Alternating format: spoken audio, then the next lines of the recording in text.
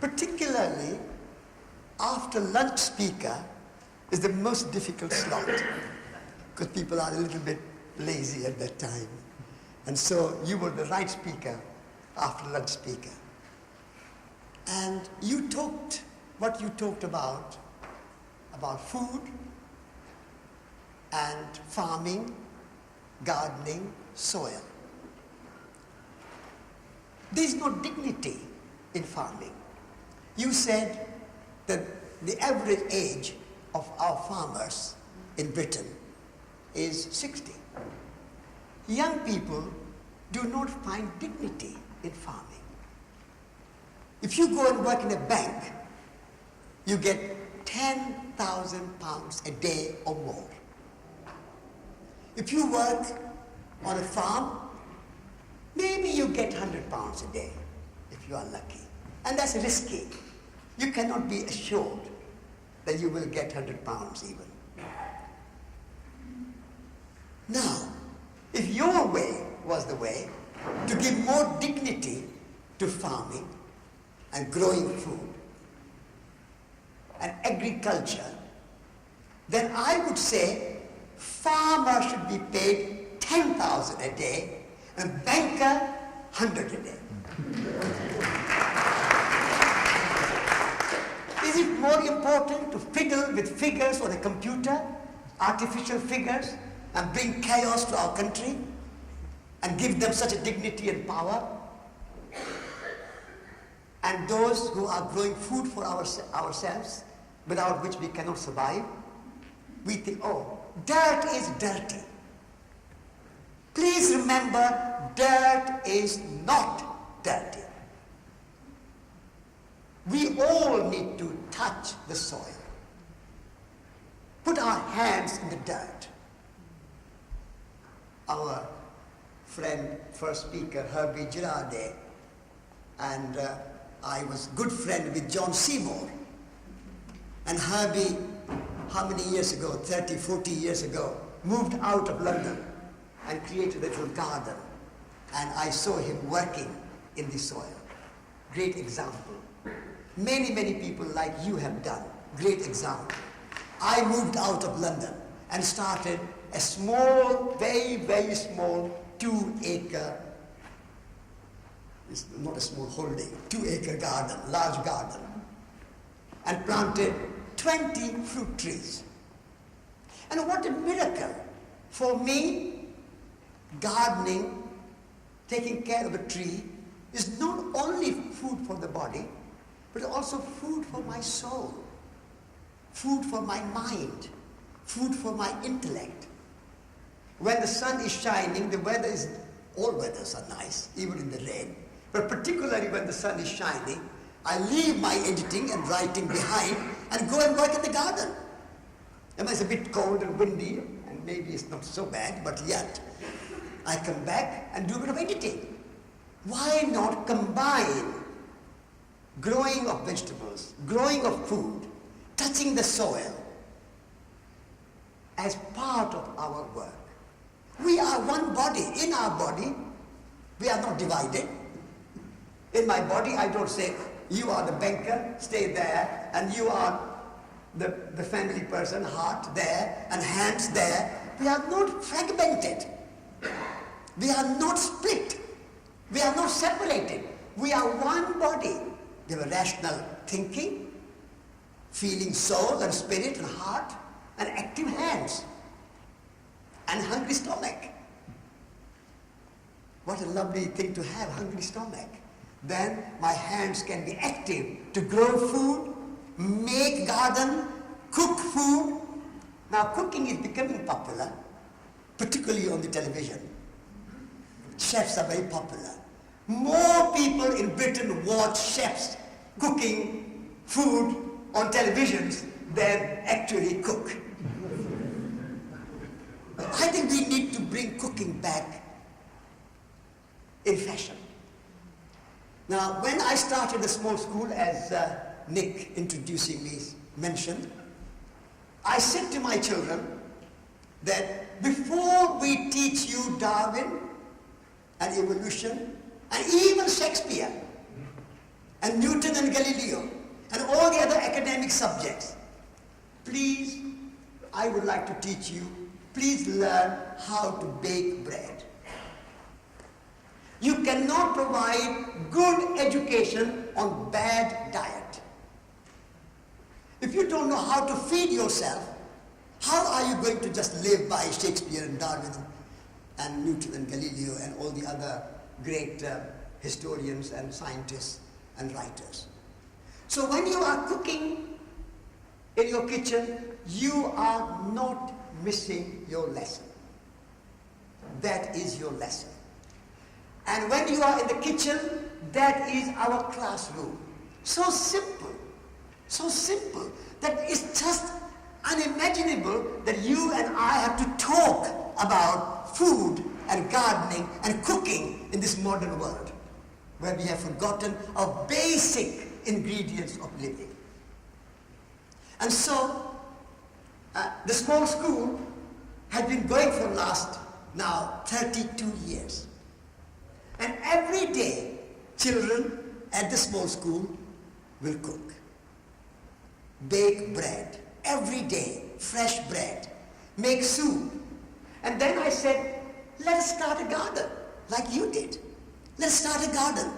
And when children are experiencing that tiny tomato seed, tiny, how small it is, you put into the soil.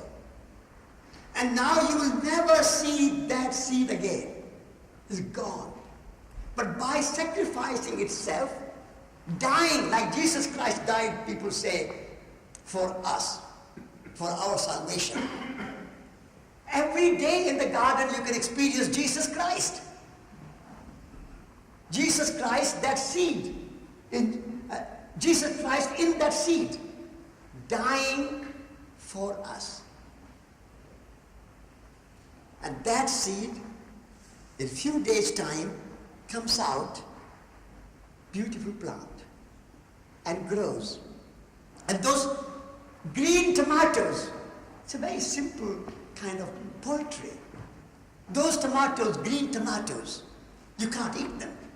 But with the help of sunshine, they are suddenly gaining this wonderful color. You laughed about the artist's impression of your house. Artists get their impressions and inspiration, impressionist artists, and inspiration, Van Gogh. Where do they get their inspiration? From nature. Where will Van Gogh be without the sunflower?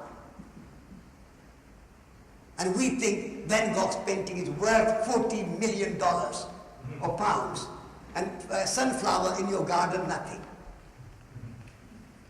So those children watch that tomato overnight becoming red. Miracle. You don't believe in miracle. You don't believe in magic. But I do.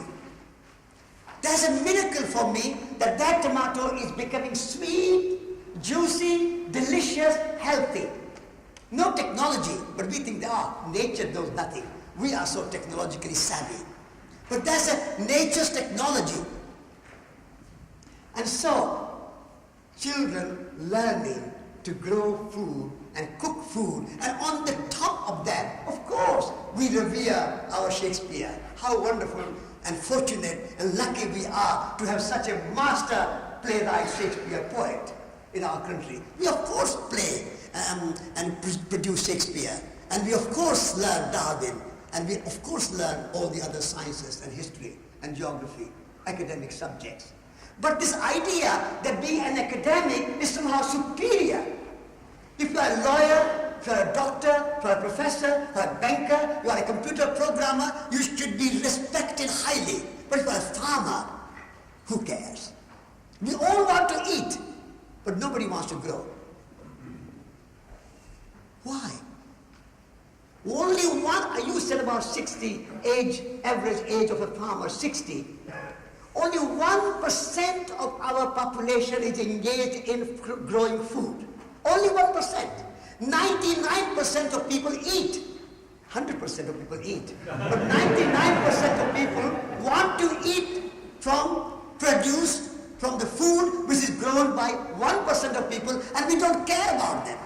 They live very simple life, they wear very ordinary clothes, their footprint is very small, and now when the clever people come into the farming, a few clever people who turn agriculture into agri-business, agri-industry, and then agri-business, 4,000, like super farms they call them, 4,000 cows like a factory farm, and robots milking the cows. All automatic, computerized farm. No human contact. I think our civilization is going a bit too far. I'm not against technology. I'm speaking to you with technology. I came here with technology. The trains are technology. The cars are technology. Electricity is technology. Technology is good, but technology must have a limit. We think that there is no limit. Economic growth must have a limit. Technology must have a limit. Even in technology, you have idea of limit. I don't, but many of you perhaps tweet. There's a limit. You can only send 140 characters, I'm told, because I don't do it. When you have a great river, Avon River in Bristol, wonderful river, but only it has a limit, therefore it's a river. 2 banks. The river flows freely in 2 banks, within 2 banks, between 2 banks. There's a limit. A limit is a prerequisite for freedom. You cannot have, I can speak to you freely only within this limited body and only 20-30 minutes.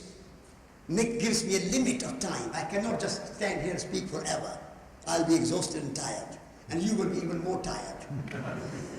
So learning to have limit of technology, learning to have limit in economic growth, learning to have limit in our consumption, learning to have a limit in our desires.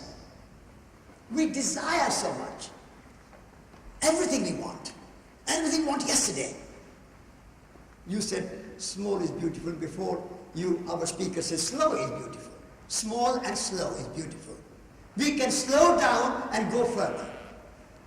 And therefore, changing not only technology, but changing our mindset, changing our worldview, inner change, changing our thinking and values and vision.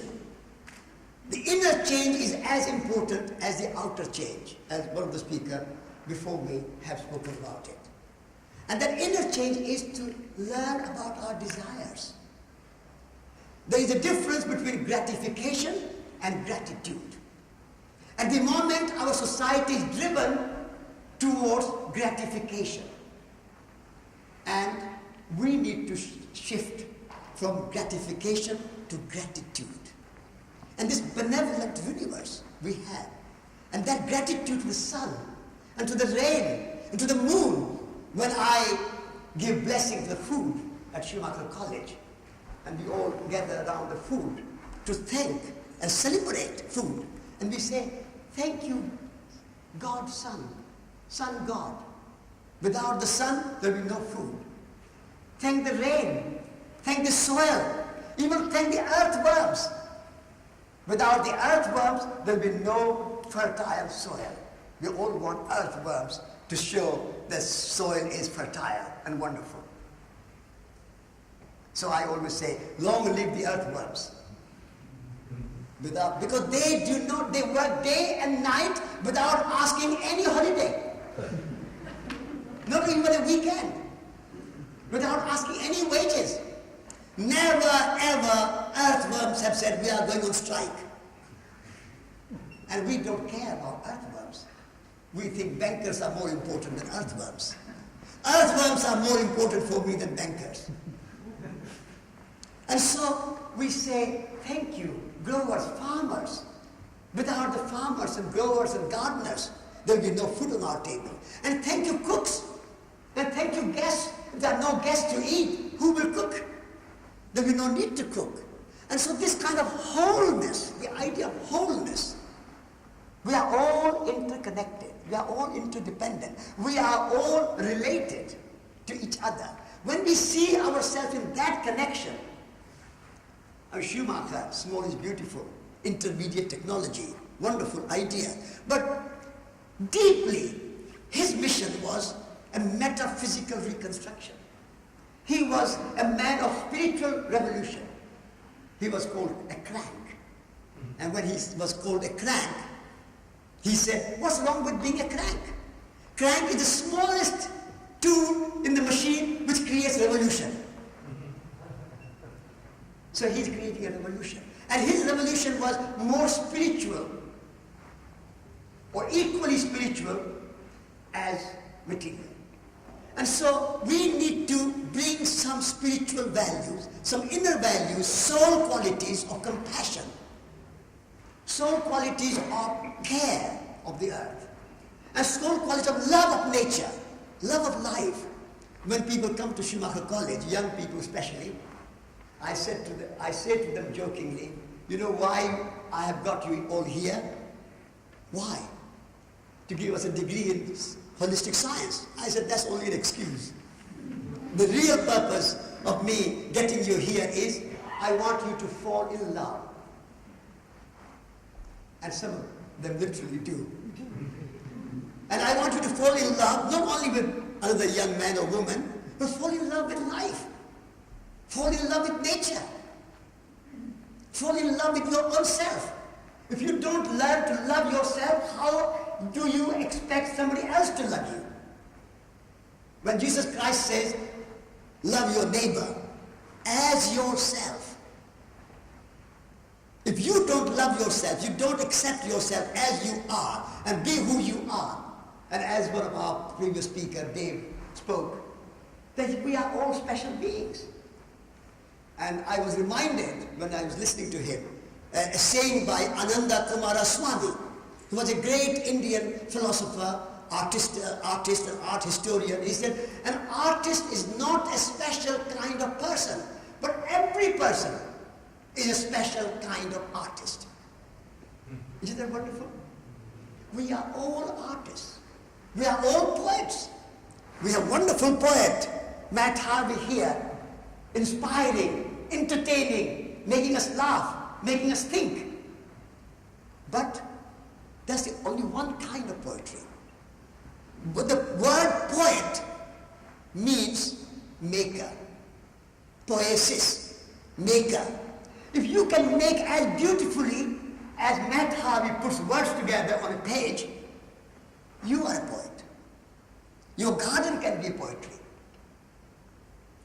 Your cooking can be poetry. Your making the bed can be poetry. And poetry is not very far from spirituality. All great spiritual beings are, in essence, poets. Rumi, Kabir, Tagore. Shakespeare was a very deeply spiritual poet and a great lover of nature. So we are all poets, but we have forgotten that. And we think, who am I? Oh, I'm a banker. Who am I? I'm a doctor. I'm an accountant. You are more than an accountant. You are a poet. You are an artist. Make your account a poetry. Not just to pay the bills at the end of the month and get a paycheck. That's by the way. We all need a bit of money to pay our bills. But the purpose of your work and my work and our life is much deeper and greater. And that is the dimension of spirituality, what Schumacher called metaphysical reconstruction. All our great technologies, even alternative technologies, windmills and solar energy and all those things have a place. But without those poetic values, the artistic values, the spiritual values, the values of the soul, the compassion and the love and care and friendship and family and marriage and falling in love, all your technology will lead you to not happiness, not fulfillment, not joy. We have already a lot of technology, much more than many countries in Africa or Asia. And we are not necessarily happier than those countries. And therefore, technology has a place, of course. It's a useful tool, But what is the foundation upon which you are building your technology? That foundation is soul, spirit. I'm writing a new book at the moment called Soil, Soul, Society. It's coming out in September. So make note. Wait for it. And I'm saying the soil which Mary talked about and I talked about, and Schumacher was a gardener. Schumacher was a president of the Soil Association. He was deeply dedicated to silviculture. He made a film about on the edge of forest. So he was a man of soil. Soil Association was his beloved organization. So if we are not in touch with the soil, we are not touching our hands with the soil, and we do not respect the soil, we are in debt of soil. Without the soil, there is no life. We are made of soil. We are made of each other, but we are made of soil. And the soil qualities that I want to bring, which I have been talking about, unless we have that, all our science and technology and all our history and our geography and our ability to travel in the space and get to the moon and all that come to nothing.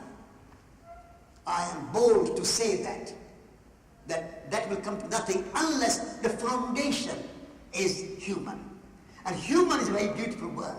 Human word comes from the same as humility. And humility and human comes from the same word as humus. And humus means soil. So if you are not touching the soil, if I'm not touching the soil, how can I claim to be human?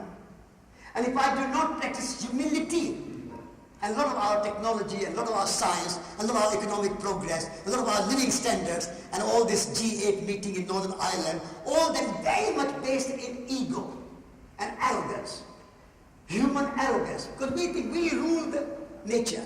Nature is there for our use. We can do what we like. We can cut down the rainforest. We can pollute the oceans. We can pollute the rivers. We can poison the earth. Use fertilizers, pesticide, herbicide, chemicals. We can do what we like. It's all for us. This is not human. This is not humility. This is not humus. And therefore, we need to rethink about human. And those human values have to be at the foundation. And when you can build on that foundation, then your technology will have different meaning, have different purpose. There will be a limit, and you will not make technology and science and business and farming just for money. It will be, food will be to feed people, and making money will be a byproduct. Solar energy and wind power will be to bring needful energy. But then we'll also think how much energy I need. How much energy I'm wasting. Unless you can control the waste of energy and you can produce more energy, even with solar power. And I'm all in favor of solar power. But even with solar power and wind power, neither we will have enough energy, nor we will be satisfied. And we will have all our landscapes full of windmills and solar panels. This is why I talk about desires. We need to reduce our desires to have more and more and more energy. You say, how little energy I can use and get by so that I have time for some other things like chanting mantras and meditation and like going for a walk. You think going for a walk is a very ordinary thing. Working in computer programming, an Apple office or something is great. And walking, what are you earning? You're not earning any money. What are you achieving? You're rich. But walking, I walked from India to England. I walked 8,000 miles. So I can say something about walking. And our mentor Schumacher comes from shoemaker. Yeah? Shoemaker. So he knew something about walking. You know about your shoes when you are walking. And so, can we have some time for walking? People ask me, give me some advice for my psychological and spiritual well-being. I said, advice is very simple. And you can do it. You can do it. What is your advice? I said, Make sure that every day, at least for half an hour, you walk in nature, along the river, among the bluebells or primroses, or in the trees, or by the sea, or on the coast path, half an hour every day. And I would like to say every business, every government department, every university should make this rule. That will be my advice and recommendation. That unless you are walking half an hour a day, you have not completed your job. Integral part of your working for a company or a bank or a government office or a business office is that half an hour you spend in nature. Respect for nature, love for nature, be fresh air for your body, think in nature, and then you are healthy. And I tell you, NHS will be Nature Health Service. Nature Health Service. NHS is not National Illness Service, but Nature Health Service. And so, I would very humbly say that any fool, and this is a quote from Schumacher, any fool can make things complicated. And it requires somebody like Schumacher's genius to make things simple. And Schumacher made things very simple. They keep things small, simple, non-violent, and slow.